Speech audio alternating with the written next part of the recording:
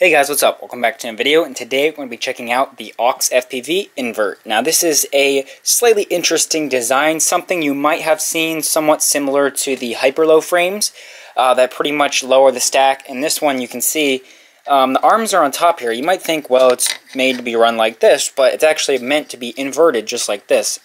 Although, of course, that is a nice option with the frame. You can choose to put them wherever you want. You can see there also is press nuts down here because these arms use press nuts here. So you can put the arms wherever you want. So if you want to run it inverted, that's fine. And if you don't, just take the arms and put them down on the bottom, and then you have a normal looking quad. So the arms themselves looks to be the same as the acrylite arms. They're just 4mm thick, and I have not had any problem with these breaking. I have never broken a single one of these arms. Really nice carbon with the fibers running straight down the arms. Very, very stiff carbon. Cannot bend it at all right there. If I try to bend the whole frame, I can get a little flex, but it's just through the main plate, but I don't think that's going to be a problem. As you can see from the sticker, these are cut and made in the USA, so that's very nice. If we look up front, we basically just have our sort of camera housing with lots of space in here and a cutout in the bottom, and I think this can fit. Let me check. I think it will fit full-size cameras, but I can't get it in there without taking this off. But they do have different options depending on these 3D printed mounts. So if there is a full-size camera option available on the website, that means it does fit full-size, but I can't really, I'd have to take the whole thing apart to get that guy in there. So I'm probably going to guess only mini and micro, but in my opinion, that's all you should be running nowadays. And then a micro camera will just sit right up there in the mounts. And you can see it's very nice and well protected, pretty much from all angles, doesn't stick out at all. And then you can get as much tilt as you want, pretty much straight up there. And then if we take a mini camera, this guy's going to be a little stiffer in there, and again, these mounts aren't made for the mini, so that's why they don't fit right.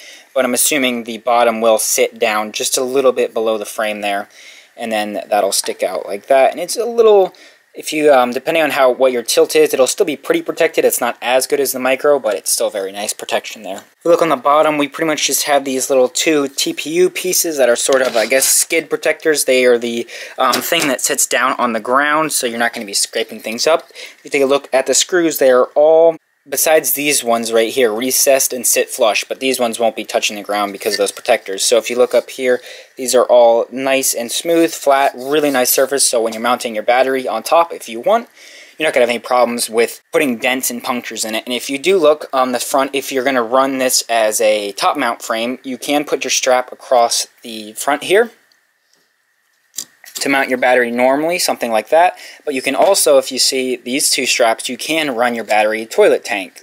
So you can put it sideways if you'd like. Of course, there is a GoPro Session mount available that'll sit just up front here. I don't personally have one, but they are available.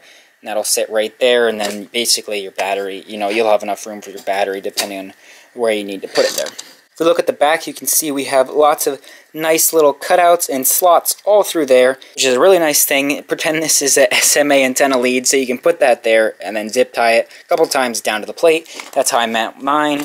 Hopefully you can see with this one here, basically just the zip ties. This one broke here, but it holds it decently secure, and I never had any problem with that. And they said they did that especially for me, because I know a lot of people don't use SMA pigtails anymore. They use like MMCX direct antennas, but that's a very nice option to have. If we look at the mounting holes, basically the main idea is to sort of hang the stack from the top plate, although there is also holes down here if you want. You can put your screws up through there, but there are oversized holes so that you can fit the screw head and the screw down through there to tighten stuff. And we have 30.5 by 30.5 for your standard flight controllers, just something like that will fit on there. And then we also do have a 20 by 20 option if you want. And if you look in the back, there's the same exact thing back here, oversized for 30 by 30 and 20 by 20 in the back. So you can run one board here and one board here, and that way you can slam the stack a lot tighter if you want. That's just an option. The arms themselves, like I said, they use press fit nuts. Kind of hard to see. They use press fit nuts. They don't sit flush, but it is nicer that you don't have to get an extra tool in there. It's just one screw, one tool to take that out. And they are separate arms, and they pretty much butt up against each other. And we have this separate, looks like almost 5, or is this 4? Yeah, we have a 4mm sort of brace piece on top of the camera cage up front to make it a lot more durable, because we have the main, I guess it's a 2mm plate, and then a 4mm, so we have 6mm total of carbon protecting that camera housing. So that should be really nice and strong up front. And in terms of wiggling the arms, I can't get any movement at all. So that's really nice that they're nice and tight in there.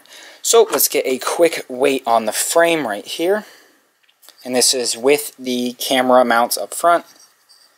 So we put that on there. So it's 135 grams. So that definitely is heavier than I'd like to see in a normal frame. I'm running right now for my freestyle quads the OxFPV Acrolite 230. You can see this is pretty much sort of a standard frame. It uses those same arms that I mentioned here. Although now that I'm looking at this, I'm pretty sure the frame I have here is the 6-inch version. I'm pretty sure I remember him saying that now. This is a 6-inch version that you can run 5.5-inch props on if you want.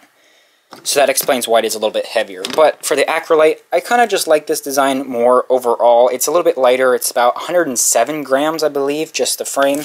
And it's sort of, you know, your typical quad, your arms sandwiched in the middle. You have your stack and your camera and your top plate. I just kind of, I don't know, a design like this just kind of feels home.